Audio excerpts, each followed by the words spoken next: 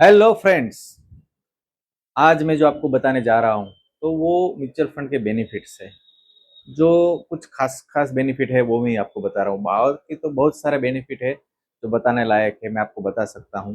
लेकिन ऐसे कुछ बेनिफिट है जो आपको जानना बहुत ही ज़रूरी है। और इसकी वजह से ये म्यूचुअल इंडस्ट्री है वो बहुत ही चल रही है। तो पहला है एक एक एस डब्ल्यू पी होता है, जैसे एस आई पी होता है। तो एस आई पी का फुल फॉर्म है सिस्टमेटिक इन्वेस्टमेंट प्लान। वैसे ही एस डब्ल्यू पी का फुल फॉर्म है सिस्टमेटिक विड्रॉल प्लान। तो क्या होता है, अगर मान लो आपके पास फंड पड़ा है 10 15 20 25 लाख 50 लाख करोड़ पड़ा है और आपको उसमें से इनकम चाहिए, तो उसके लिए एस डब्ल्यू पी है। तो वो फंड हम एक जगह पे रख देंगे, एक ऐसे फंड में रख देंगे कि जहाँ से 10 12% मिल सके, 8 से 10%। और उसमें से आप 6 7% लेते रहेंगे। तो क्या होगा, हर महीने आपका इनकम भी होता रहेगा और बाकी का जो फंड है वो 2 3% का जो डिफरेंस रहेगा वो आपका फंड पे ग्रोथ होता रहेगा। तो आपका फंड भी बढ़ता जाएगा और आपको कायमी की इनकम मंथली रहती रहेगी। तो ये चीज़ हम म्यूचुअल फंड में ही कर सकते हैं और कहीं नहीं कर सकते हैं।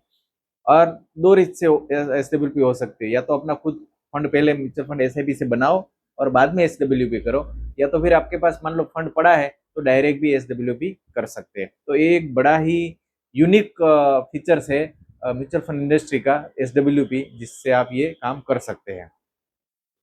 दूसरा यूनिक फीचर्स है एस टी पी, मतलब सिस्टेमेटिक ट्रांसफर प्लान।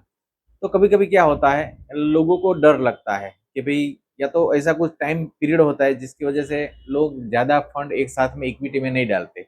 वो बोलेंगे कि भाई, अगर मान लें मैंने डाल दिया और तुरंत ही मार्केट कुछ क्रैश हो गया तो मेरा तो फंड बहुत 10 15 20% कम हो जाएगा।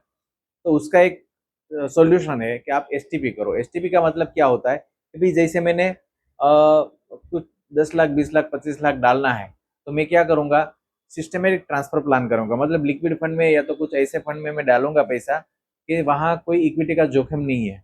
फिर उसमें से मेरा हर महीने 6 महीने कर सकता हूँ, साल कर सकता हूँ, 1.5 साल कर सकता हूँ, 2 साल, मतलब जैसे आपकी रिक्वायरमेंट है उसके हिसाब से मैं एस टी पी करूंगा, ताकि धीरे धीरे पैसा मेरा इक्विटी में ट्रांसफर हो गए।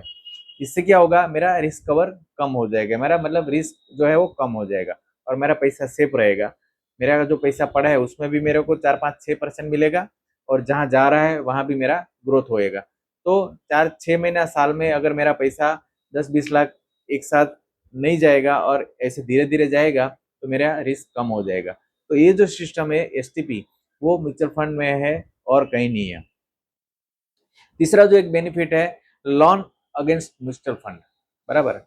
तो जैसे लोन और कहीं में भी मिलती है, लेकिन यहाँ जो मिलती है वो अलग है, क्योंकि आपका फंड ऐसा ही रहेगा लेकिन उसके अलावा भी आपका ग्रोथ भी होता रहेगा फंड का और आपको लोन मिलेगा, बराबर है।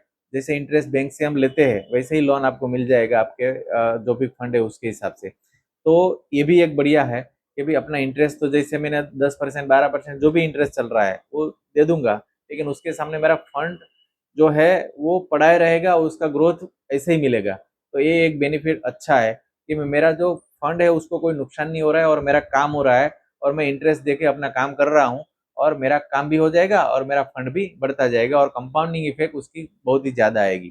तो एक यूनिक बेनिफिट ये तीसरा है। फिर आता है ग्लोबल मार्केट की एस आई पी। जैसे इंडियन डोमेस्टिक जो मार्केट है उसका तो हम बेनिफिट ले ही रहे हैं, लेकिन कभी कभी जो ग्लोबल मार्केट है उसका भी बेनिफिट लेना चाहिए। तो उसके लिए उसके बाद एक फंड, उसका भी फंड आता है और उसकी भी एसआईपी आती है, तो वो भी आप कर सकते हैं। तो कहने का मतलब, ऐसा जरूरी नहीं है कि आप इंडियन मार्केट का ही लाभ लो, उसका ही आप एसआईपी करो। ग्लोबल मार्केट के जो फंड रहते हैं उसका भी एसआईपी कर सकते हो। और जो ग्लोबल का जो इंटरेस्ट रेट है और बेनिफिट है वो भी आप ले सकते हो।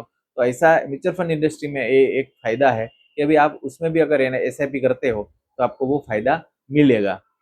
और जो पांचवा फायदा है वो है बैलेंस बैलेंस एडवांटेज फंड, यानी कि डायनेमिक एसेट एलोकेशन फंड। तो उसमें क्या होता है कि आपको रिस्क बहुत ही कम हो जाता है।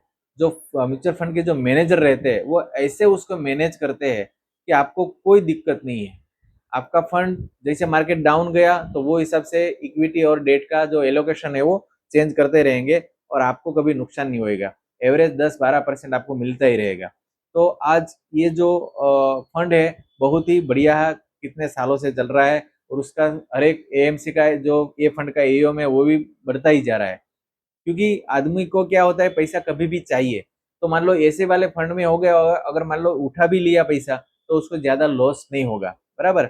लेकिन थोड़ी जो टाइम होरिजन है वो ज्यादा होना चाहिए। ऐसा नहीं है कि 1 साल 2 साल का भी होरिजन है और आपने इसमें डाल दिया। कम से कम 3 से 5 साल का होरिजन है तो ये फंड में आप डाल सकते हैं और इक्विटी का आप लाभ ले सकते हैं। तो ऐसे जो 5 बेनिफिट्स है जो और कोई इन्वेस्टमेंट में नहीं है। तो मेरे को आज आपको आज यही बताना था कि भी म्यूचुअल फंड इंडस्ट्री है, अच्छी है, बढ़िया है, पारदर्शी है और कई सारी एएमसी और कई सारे फंड है। तो ये सारी चीज का आप लाभ लीजिए और लॉन्ग टर्म का विजन रखिए और आपकी जो भी रिक्वायरमेंट है, आपकी जो भी रिस्क प्रोफाइल है, उसके हिसाब से काम कीजिए। आपका काम कहीं भी अटकेगा नहीं है। और जितना लंबा चलाएंगे और जितना ज्यादा इन्वेस्टमेंट करेंगे उतना आपको ये इंडस्ट्री में खूब ही फायदा होने वाला है। बस इतना ही आज के वीडियो में मेरे को बताने था। दूसरी वीडियो में दोबारा मिलेंगे। Okay, thank you.